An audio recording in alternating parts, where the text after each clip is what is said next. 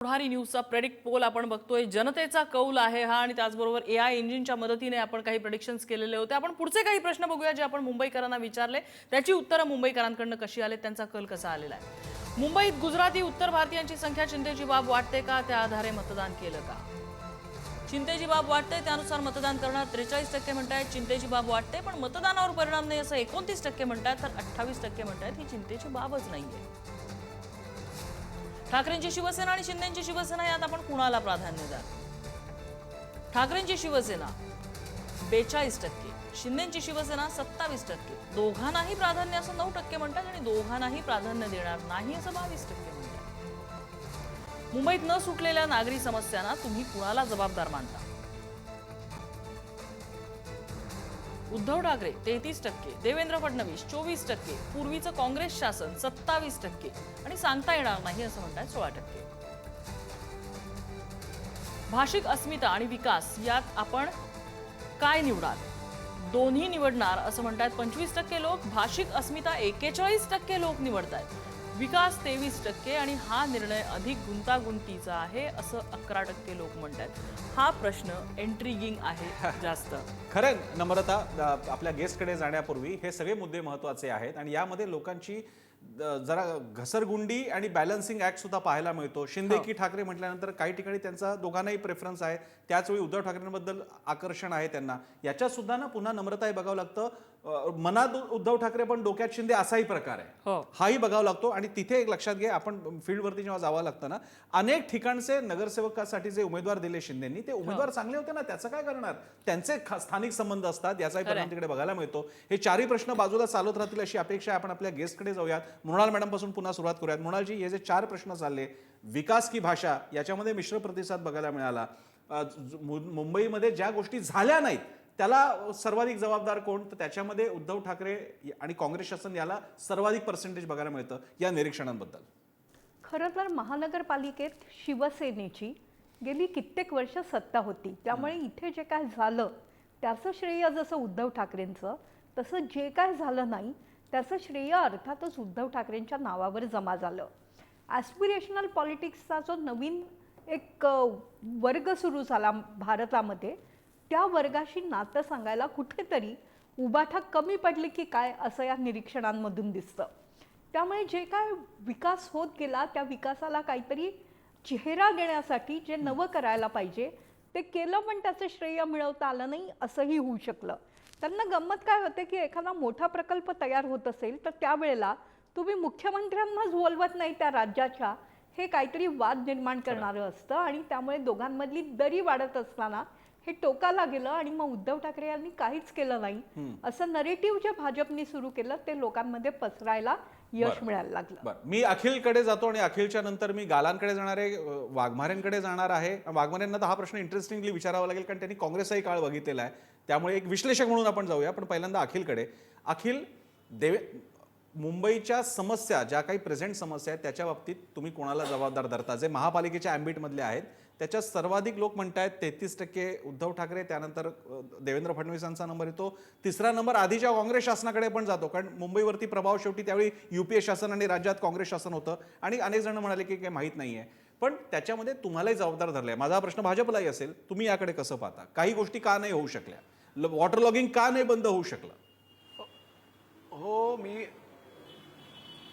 मी त्याच्याशी काही अंशी सहमत आहे. मी कुठेही त्याच्याशी असहमती दर्शवत नाही. ज्या प्रकारे आम्ही केलेल्या कामाचे श्रेय आमचे आहे, त्याच प्रकारे जी कामं नाही झाली आहेत त्याच्यासाठी देखील आम्हीच जबाबदार आहे असं आम्ही सांगतोय जनतेला. आम्ही कुठेही त्याच्यापासून पळवाट काढत नाही आहोत, आम्ही त्याच्यापासून कुठेही दूर जात नाही आहोत. आता आपण वॉटर लॉगिंगचा प्रश्न निर्माण केला तर आपल्याला एक गोष्ट ही पण लक्षात घ्यायला लागेल की 5 ठिकाणी पंपिंग स्टेशन मुंबईत केल्यानंतर, ते गेल्या 10 वर्षात पंपिंग स्टेशन केल्यानंतर मिलन सबवेचे जे नेहमी आपण व्हिज्युअल्स दाखवायचो पाण्याचे, ते मिलन सबवेचे व्हिज्युअल्स आता कुठेही आपल्याला दिसत नाहीत.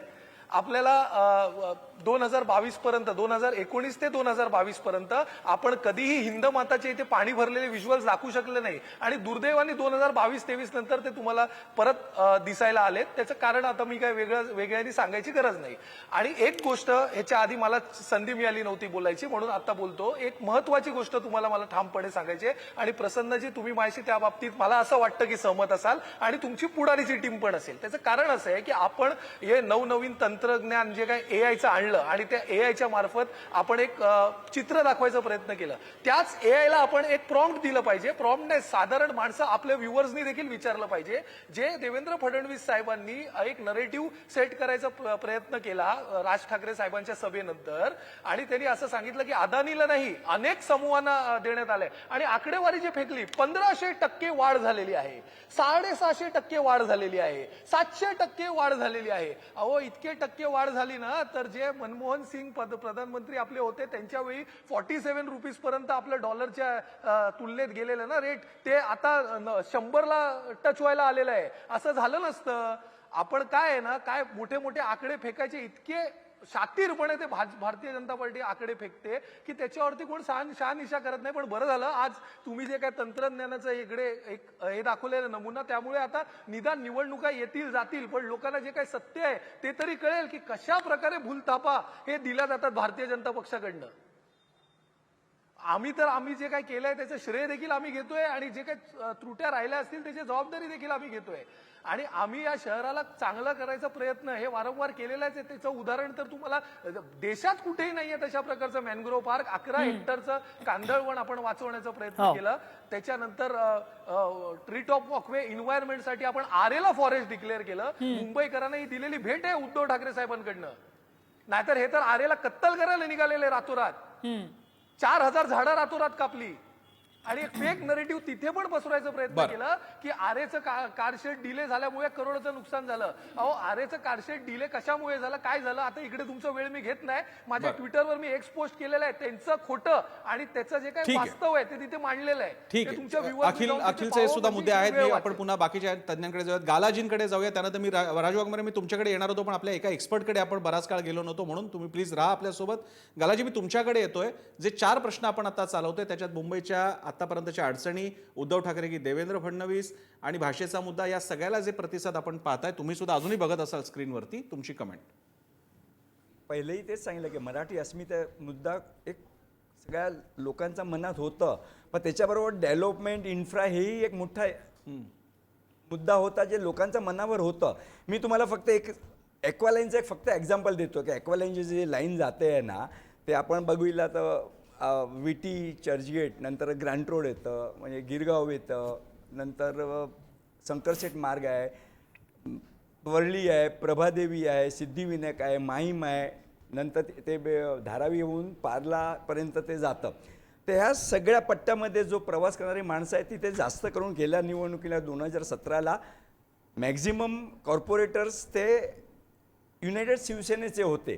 पण त्याच्यामध्ये जे प्रवास करणारी माणसं आपण असं बघितली तर टोटल त्या सगळ्या बेनिफिट्स म्हणजे अटल सेटो असू द्या कोस्टल रोड असू द्या आणि ॲक्वालाईन असू द्या किंवा बाकीचे मेट्रोज असू द्या 10 ते 15 लाख लोक त्याचं उपयोग करतात. कोण दररोज जातो कोण महिन्यात 2दा जातो कोण आठवड्यात 1दा जातो. ते जनमानसवर ते होतं की 15 लाख लोक त्याचे बेनिफिट्स घेतात आणि एका फॅमिलीचे आपण गालाजी ते सोडून जरा टेक्निकल गोष्टींपेक्षा मला असं सांगा गालाजी तुम्ही स्वतः गुजराती आहात उत्तम मराठी बोलता खरंच छान वाटतं तुमच्याशी बोलताना सुद्धा. आपल्यातला एक जो प्रश्न होता की भाषिक अस्मिता की विकास आपण कशाला निवडाल. माझा तुम्हाला प्रश्न आहे तुम्ही आणि गुजराती कम्युनिटी हिने भाषिक अस्मिता म्हणजे ह्याच्यात गुजराती अस्मिता पण आली आणि साधारण असं एक नॅरेटिव्ह आहे की गुजराती अस्मिता ही भाजपशी रिलेटेड आहे मराठी अस्मिता ठाकरेंशी रिलेटेड आहे. माझा तुम्हाला प्रश्न आहे गुजराती समाज किंवा तुम्ही स्वतः गालाजी तुम्ही पण कसा विचार करत होता भाषिक अस्मिता की विकास. मी प्रश्न परत एकदा विचारा मी मला तुम्हाला गुजराती ही अस्मिता की मुंबईचा विकास मराठी अस्मिता की मुंबईचा विकास मराठी समाजाने गुजराती समाजाने तुम्ही स्वतः गुजराती आहात तुम्ही कसा विचार केला. मी मुंबईकर आहे आणि गेले कित्येक वर्ष मुंबईतच राहतोय आणि मी दादरकर पण आहे म्हणून हा जो मुद्दा आहे ते जे गेली 50 वर्ष 60 वर्ष राहतात ते मुंबई आमची कर्मभूमी आहे. आम्ही मानतो की इथे आम्ही आलो आम्ही प्रॉस्परस झालो आम्हाला आमची सोशल लाईफ चांगली झाली तर हा मुद्द्याबरोबर डेव्हलपमेंटचा मुद्दा पण एक मनावर असतं की आपण जे होत आहे त्याच्यावर डेव्हलपमेंट पण व्हायला पाहिजे. मराठी जे अस्मिताचा मुद्दा आहे ते बरोबर आहे, भूमिपुत्र म्हणून ते मुद्दा राहायलाच पाहिजे. पण गुजराती मुंबईमध्ये गेले कित्येक वर्ष राहत आहे आणि ते एकदम मिसळून गेलेले आहेत. म्हणजे असं वेगळं विचार करत नाही बरं. आहे. दादरमध्ये आपण राहतो, व्यापारी राहतो, आम्ही सगळी सण एकत्र सेलिब्रेट करतो. हो. पण त्यामुळे जी वर्ष राहत आहेत दोन सगळे सण एकत्र तुम्ही करत असाल, पण मला खात्री आहे की आखाड मात्र एकत्र साजरा करत नसाल, जे ऑब्व्हियसली तुम्ही करत नसाल हे मी समजू शकतो. मी जातो यानंतर आपल्यासोबत आहेत राजू वाघमारेंकडे. राजू वाघमारेजी, जे 4 प्रश्न आपण दाखवले, आय होप तुमच्यापर्यंत ते आले असेल, कारण व्हिडिओ टीव्ही असेल की नाही मला माहित नाही तुमच्या समोर. तुमचं काय मत आहे मुंबईचा विकास, भाषिक अस्मिता या मुद्द्यांबद्दल?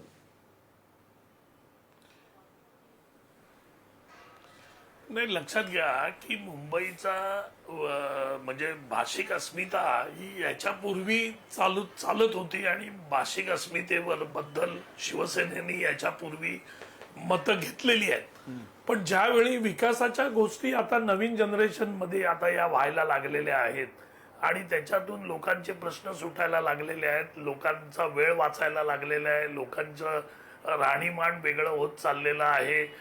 मेट्रो लाईन घ्या किंवा कॉन्क्रिटीकरण घ्या, या सगळ्या गोष्टी हाऊसिंगच्या गोष्टी आहेत की जे प्रकल्प 20-25 वर्ष रखडलेले प्रकल्प, जे आता प्रकल्प हाऊसिंगचे आता सुरू झालेले आहेत. म्हणजे रमाबाई नगर सारखं उदाहरण आहे की 20 वर्ष त्यांना भाडं नाही, त्यांना कोणाला विचारणारा माणूस नाही आणि मेजॉरिटी मराठी.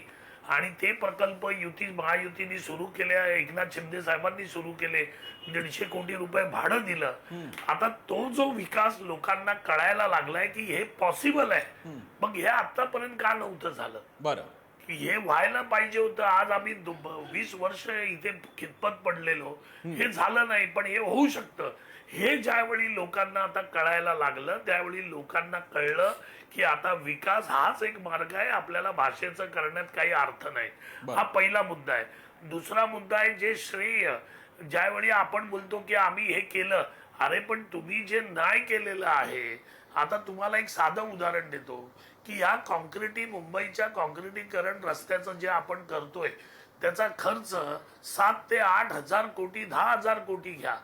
पण आपण खड्डे बुजवायला गेल्या 22 वर्षामध्ये 23,000 कोटी रुपये खड्डे बुजवायला टाकले. पण आपण विचार नाही केला की मुंबईच्या रस्त्याचं वाघमारेजी, हे सगळ्यात चांगल्याच गोष्टी आहेत, पण तुमचं एक लक्ष इथे वेधू इच्छितो. एका प्रश्नात हाही प्रश्न विचारला की उद्धव ठाकरे की एकनाथ शिंदे शिवसेनेच्या बाबतीत विचार करता, तर लोकांचा कल, प्रतिसाद हा उद्धव ठाकरेंच्या बाजूने, हे सुद्धा तुमच्या लक्षात आणून देण्यासाठी. आणि मुंबईच्या नागरिक समस्यांसाठी कोण जबाबदार आहे त्याच्यात त्यांनी काँग्रेसलाही बोट ठेवलेलं आहे. आता तुम्ही नाही आहात काँग्रेसमध्ये मला माहिती आहे, पण काँग्रेसवरही बोट ठेवलेलं आहे आणि मग शिवसेना उद्धव ठाकरे प्रसन्नाजी, याच्यावर एकच उत्तर आहे माझं की लोकसभा विधानसभा निवडणुकीचा जो तुम्ही मतांची टक्केवारी बघाल, तुम्ही स्ट्राईक रेट बघाल, पूर्ण महाराष्ट्राने आणि मुंबईतल्या लोकांनी एकनाथ शिंदेंना हिंदू हृदय सम्राट बाळासाहेब ठाकरेंचा वारसा पुढे घेऊन जाणारी शिवसेना म्हणून मान्यता. जागा सुद्धा कमी आहेत. वाघमारेजी, वेगळी चर्चा करू का तुमच्याशी? आणखी एक वेगळा मुद्दा सांगतो. भाजपपेक्षा जागा कमी आहेत तुमच्या. 2017चा आकडा बघितला तर एकीकृत शिवसेना आणि भाजपमध्ये फक्त 4 जागांचा फरक होता.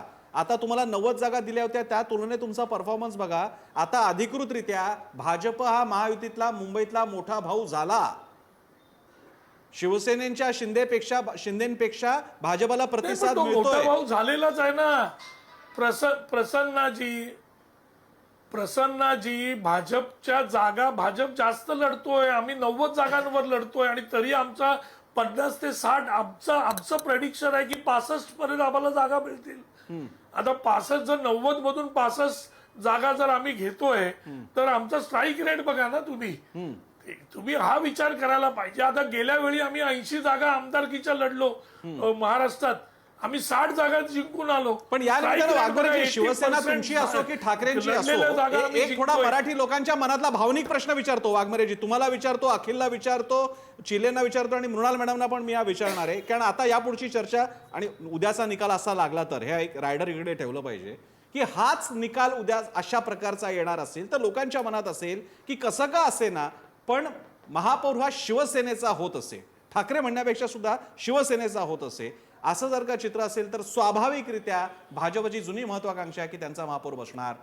माझा वाघमारेजी तुमच्यापासून मी हा प्रश्न सुरू करतोय सगळ्यांसाठी की यावेळी नॉन काँग्रेस नॉन शिवसेना असा पहिल्यांदा महापौर बसणार, याकडे तुम्ही कसं बघता?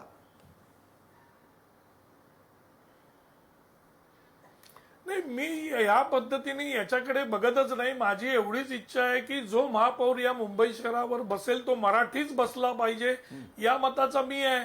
त्याच्यामुळे तो आता भाजपमध्ये काय मराठी नेते नाही आहेत का? बरं. भाजपचं जे चित्र गुजराती म्हणून रंगवण्याचा प्रयत्न केला जातो, बरोबर आहे. का तर त्यांचे 2 मोठे नेते गुजराती आहेत. पण महाराष्ट्रातल्या या भाजपमध्ये देवेंद्र फडणवीस पासून आशिष शेलार पासून ते वरती ठीक आहे. तावडेंपर्यंत ठीक आहे, सगळे मुळात मराठी आहेत. तुमच्याकडे येतो, त्यानंतर मी मग न्यूजरूमला जाईन. त्यांना अखिलकडे आपण मला ज्यावेळी जायचं आहे. भाजपचा महापौर प्रश्न असा म्हणजे आहे कोणी की तो आता गुजराती जर का बसतो. भाजपचा महापौर होत असेल, या कलानुसार जर का होणार असेल ते स्थित्यंतर आहे, एक राजकीय स्थित्यंतर आहे. मराठी महापौर होईल ते भाजपने जाहीर केलेलंच आहे, पण एक राजकीय स्थित्यंतर आहे, एक मोठा प्रवास भाजपला करावा लागला. याकडे आपण कसं पाहता? तर भारतीय जनता पक्षाने 100च्या वर जागा मिळवल्या हां. आणि एकनाथ शिंदे 35 ते 40 मध्ये जर राहिले हो. तर भाजप महापौर निश्चितपणे करेल. पण भारतीय जनता पक्ष 90 वर अडकला आणि शिंदे जर 40 ओलांडून 45 पर्यंत गेले तर मात्र 1 वर्ष तरी शिंदे यांना महापौर दिला जाईल. Interesting. कारण हे शिवसेनेचं सगळं जहागीर आहे मुंबई, याच्यावर कुठेतरी एक रेष मारली जाईल, ठळकपणे सांगितलं जाईल. मात्र आपण जरी AI पोल बघतो, महापौर कोणाचा होईल हे खरे आकडे आल्यानंतरच कळेल. बरोबर आहे. कदाचित त्याच्यात सूरच लागू शकेल. सध्या दोघांनी, शिंदे किंवा फडणवीस यांनी हा वाद टाळलेला आहे, पण एकमेकांकडे ते बघतच असतील की कोण किती जिंकतोय. अगदी अखिल जर का पुन्हा एकदा हा कल असाच राहणार असेल तर भाजपचा महापौर होईल, अशा स्थितीत तुम्ही या स्थित्यंतराकडे कसं बघाल?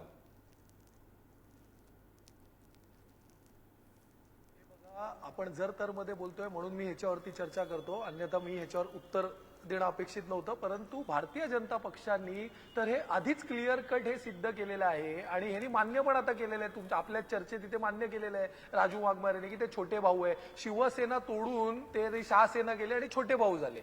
आता महापौर शिवसेनेने आजपर्यंत, शिवसेना उद्धव बाळासाहेब ठाकरे, मी ओरिजिनल शिवसेनेबद्दल बोलतोय, तर 23 महापौर जे आजपर्यंत केले होते ते सगळे मराठीच होते.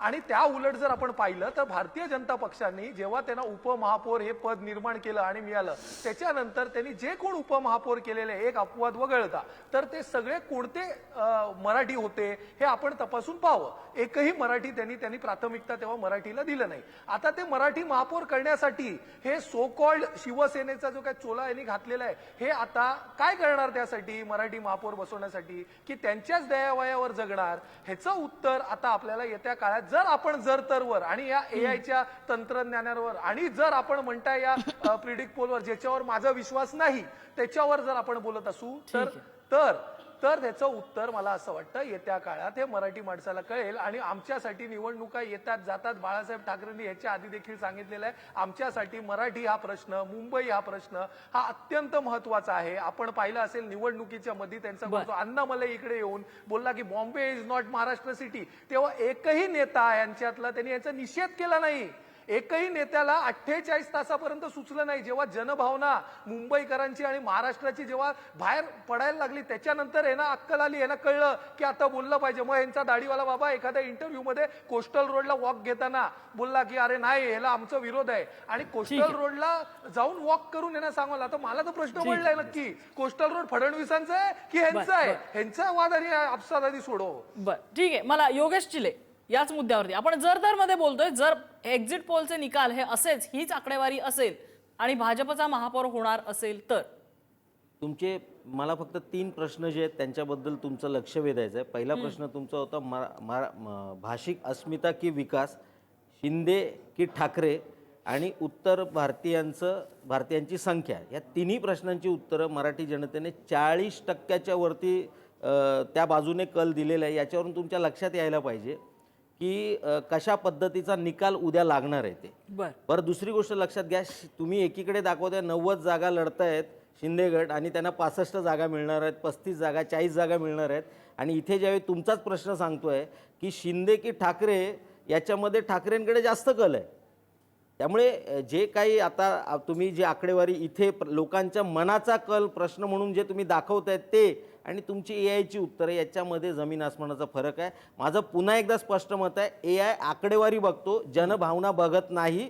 उद्या तुम्हाला जनभावना उद्याच्या निकालामध्ये दिसेल. इकडे एक छोटीशी कमेंट करून मी नम्रताकडे पुन्हा सूत्र देतो. तुम्ही म्हणताय ते बरोबर आहे, पण त्याला एक रायडर आहे. चिलेची मी तुम्हाला सांगतो, उदाहरण सांगतो तुम्हाला मी. परळचा एक भाग आहे जिथे भाजपला म्हणजे जी जागा काय भाजपला सुटली असेल त्यांनी तिकडे जो उमेदवार दिला त्याचा तिकडे जास्त संपर्क होता. तिथले लोक ज्यांचे संबंधित हे आमच्या ऑफिसमध्ये काम करतात ते म्हणतायत की अरे आम्हाला तुला म्हणजे आम्हाला मनात तर उद्धव ठाकरे आणि राज ठाकरे एकत्र येतात, किती चांगली गोष्ट आहे, पण अरे हा मुलगा तर आमच्या ओळखीचा आहे जो नगरसेवक पदासाठी उभा राहिलेला आहे, ज्याला भाजपनं तिकीट दिलेलं आहे, लोकांनी त्याला मतदान केलं. म्हणजे मनात भाव, मी मगाशी म्हणालो तसं, हृदयात ठाकरे, डोक्यामध्ये स्थानिक, शिंदे असतील तर शिंदे नाही तर भाजप, अशी सुद्धा गणितं पाहायला मिळत आहेत. त्यामुळे मी फक्त तुम्हाला सांगतो तुमचा मुद्दा अर्धा बरोबर आहे फक्त. येस, राजू वगैरे मगाचपासून बोलत होते. राजूजी. नाही, मला एकच सांगायचं आहे की ज्यावेळी अण्णामलाईंनी हे वाक्य वापरलं तेव्हा त्याचा निषेध मी स्वतः केला, आमच्या सगळ्या नेत्यांनी केला. शिवसेना आणि मनसे त्याच्यामुळे म्हणजे आम्हाला ठाकरे आमची आणि भूमिका मनसे मराठीची यांचे उमेदवार निवडून मांडताना आलेले आहेत. किंवा हे तुम्ही शिवसेनेची समजून भूमिका घ्या. मांडताना त्यावेळी विधानसभेत उभे राहिले होते 22,000 आम्हाला मतं कोणाचंही भाजपला पडलेली आहेत आणि या भाजपचं दोघांची दडपण नाही मिळून लाखाच्या वर मतं किंवा आहेत. कोणाचंही त्यामुळे आता दडपण सुद्धा नाही. तिथे त्याच्यामुळे रिझल्ट आमची बदलणार भूमिका नाही. जी आहे म्हणजे तुमचं ती जे आम्ही काही स्पष्ट बोलू दे, भूमिका पण मांडतोय. 6च्या 6 आम्हाला जागा कोणाची भीती ठाकरे नाही, आणि आम्ही मनसे आमची भूमिका मांडायला ठाकरे समर्थ बंधूंच्या आहोत. देणार. त्याच्यामुळे जरी कोण मोठा भाऊ असेल, छोटा भाऊ असेल, पण शेवटी आयडियालॉजी आणि विचार मांडायचे ते आम्ही स्पष्टपणे मांडतोय आणि ते मांडत राहू ह्याच्या पुढे पण. त्याच्यामुळे आम्हाला काय त्याचा फरक पडत नाही. आणि राहिला फरक या लोकांचा, आता या लोकांना या मुंबई महानगरपालिका हातातून गेल्यानंतर युबीटी आणि मनसेला फक्त बाहेर उभं राहून भाषणच ठोकायची आणि टीका करायची आहे. कारण बाकी तर दुसरं काय हे लोक करूच शकणार नाहीत. जे काय प्रगती करायची आहे ती आम्ही करू आणि मुंबईला पुढे घेऊन जाऊ. आता तुम्ही म्हणताय ते आता उद्या, जसं सगळेच जण म्हणतात की उद्या निकालानंतर खरी आकडेवारी आणि वस्तुस्थिती काय ते समोर येईल. पण या सगळ्यामध्ये आता पोल ऑफ द पोल मुंबईमध्ये जे काही वेगळे वेगळे एक्झिट पोल्स आलेले आहेत त्याची आकडेवारी आपण एकत्र कंपाईल केलेली आहे आणि या सगळ्या एक्झिट पोल्सनुसार मुंबई महापालिकेमध्ये महायुतीचीच सत्ता येणार अशी आकडेवारी समोर आलेली आहे. पुढारी न्यूजवरती पोल ऑफ द पोलचा हा अंदाज आहे. पोल ऑफ द पोलनुसार महायुतीला 128 ते 140 जागा मिळू शकतात. ठाकरे बंधूंच्या युतीला 58 ते 67 जागा मिळायचा अंदाज आहे. काँग्रेसला 18 ते 22 आणि इतर पक्षांना 8 ते 13 जागा मिळतील असा पोल ऑफ द पोल्सचा अंदाज आहे. आपण बघूया ऍक्सिसचा पोल असं सांगतोय 120 ते 140 महायुती, ठाकरे बंधू 58 ते 68, काँग्रेस 10-15 तर इतर पक्ष 12 ते 16 जागा मिळतील. जनमतचा कौल हा 138 महायुती, 62 ठाकरे बंधू, 20 काँग्रेस, 7 इतर पक्ष. DV रिसर्च 107 ते 122 महायुती, 68 ते 83 ठाकरे बंधू, 18 ते 25 काँग्रेस आणि 2 ते 4 इतर पक्ष. तर JVC 138 महायुती, 59 ठाकरे बंधू, 23 काँग्रेस आणि 7 इतर पक्षांना आहे. तर असा हा पोल ऑफ द पोल आपण बघतोय. नम्रता, एक इकडे आपल्या सगळ्या पाहुण्यांसाठी आणि सगळ्यांसाठी आपला जो AI पोल आहे त्याच्या म्हणजे हा पोल त्याच्या जवळ जातो असं म्हणण्यापेक्षा आपण असं म्हणूया या माणसाने केलंय तर AI पोल याच्या किमान 90% जवळ जाणार आहे. 10%चा फरक म्हणून 90% जवळ जाणारा आहे. AI आता काय काय रिप्लेस करणार आहे. अगदी अगदी. मृणाल मॅम याच्यावरती कॉमेंट. साधारणतः एक जे चित्र दिसत होतं की 100च्या आसपास युती पोचेल ते सगळं या आत्ताच्या पोल्समधनं रिफ्लेक्ट होत आहे. अर्थात भारतात एक्झिट पोल बऱ्याचदा खोटे ठरतात. ॲक्सिसचा आत्ता बिहारमध्ये खोटा ठरलेला अंदाज आपण पाहिला आहे. पण 100च्या वर जर महायुती गेली आणि भारतीय जनता पक्षाने जर स्वतःच्या बळावर 95 ते 100 जागा जिंकल्या तर ती एक ह्यूज विक्ट्री राहील. फक्त ही ह्यूज विक्ट्री असेल का हे लक्षात घ्यायला आपल्याला मतदानाची टक्केवारी नेमकी काय आहे ते बघावं लागेल. शिवाय मुंबई ही बहुभाषिक आहे. मराठी इथे जर 30% 35% आहेत तर तेवढेच अमराठी आहेत. त्यामुळे या बहुभाषिक वातावरणात काय काय चाललं हे लक्षात पोल घेऊ शकतात का याबद्दल मला पत्रकार म्हणून अजूनही शंका आहे. उद्यापर्यंत वाट पाहणं इष्ट ठरेल.